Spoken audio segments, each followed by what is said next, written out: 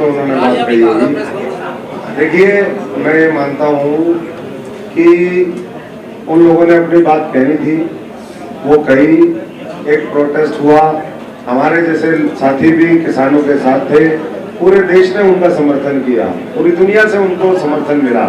उसके बाद 3 जो कानून थे वो वापस हो गए। उसके बाद जो चर्चा हुई वो आगे भी चर्चा का विषय है। पार्टी ने, सरकार ने इलेक्शन अनाउंस होने से पहले भी अपने कुछ जो ग्रुप ऑफ मिनिस्टर्स हैं उसकी ड्यूटी लगाई थी। मैं देश के किसानों को, खासतौर से हरियाणा के किसानों को, मेरे प्यारे भाई बहनों को, यहाँ के किसानों को सिर्फ के यही कहूँगा कि अगर किसानों के बारे में कोई सोचता है, अगर उनका भला कोई कर सकता है तो नरेंद्र मोदी जी हैं।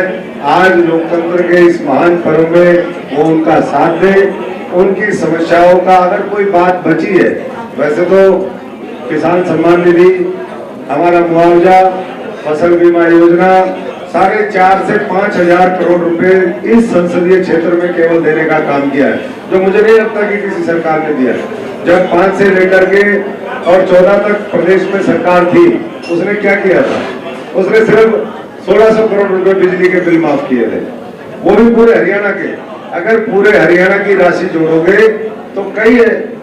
अगर 4-5 हजार केवल एक संसदीय क्षेत्र में है तो उसको मोटा मोटा आप 10 से गुणा कर लीजिए, 8 से गुणा कर लीजिए, तो 40 से 50 हजार करोड़ रुपए मोटा मोटा जो है किसानों के खाते में गए हैं। और किसान जब हम फील्ड में जाते हैं तो वो कहते हैं जी हम आपके साथ हैं। किसान वोट, देखिए, इक्का दुक्का कोई राजनीति से भी प्रेरित हो सकता है, कुछ उसमें और उछल कूद करने वाले कोई, देखिए, जो अपना अस्तित्व डायरेक्ट मोदी जी से लड़के, भारतीय जनता पार्टी से लड़के नहीं बचा सकते, वो किसानों का नाम लेकर के, उनके किसानों ने खुद कहा है कि ये जो जिस तरह के लोग करते हैं ये हमारे लोग नहीं है, ये कोई और लोग होंगे। किसान अपनी बात शांति से, बहुत प्यार प्रेम से वो रखता है, उसकी बात हम सुनते हैं। लेकिन कोई किसानों की आड़ में अगर मैं समझता हूँ कि राजनीतिक मामला उसको करना चाहे तो वो न देश के हित में है, न लोकतंत्र के हित में है। बहुत महंगाई के ऊपर बहुत नियंत्रण करने का काम, आज जो इन्फ्लेशन है वो मैं समझता हूँ कि पूरी दुनिया में जहाँ सबसे कम है वो भारतवर्ष के अंदर है, और उसका डायरेक्ट जो है वो महंगाई से उसका रिलेशन है। इसी तरीके से जो बेरोजगारी की बात है जी, बेरोजगारी का सवाल है, तो बेरोजगारी लगातार सरकार की कोशिश रही कि हम सरकारी नौकरियां भी दें, हम साथ साथ उद्योग धंधों को मजबूती से स्थापित करें इस देश के अंदर, एक वातावरण बनाएं ताकि लोगों को स्वरोजगार भी मिले, उद्योग धंधों में रोजगार मिले, कृषि में रोजगार मिले। हम जो ट्रेडिशनल जो हमारा मजदूर वर्ग है उसके हाथों को ताकत दे सके, और भविष्य में भी ये काम जारी रहेगा।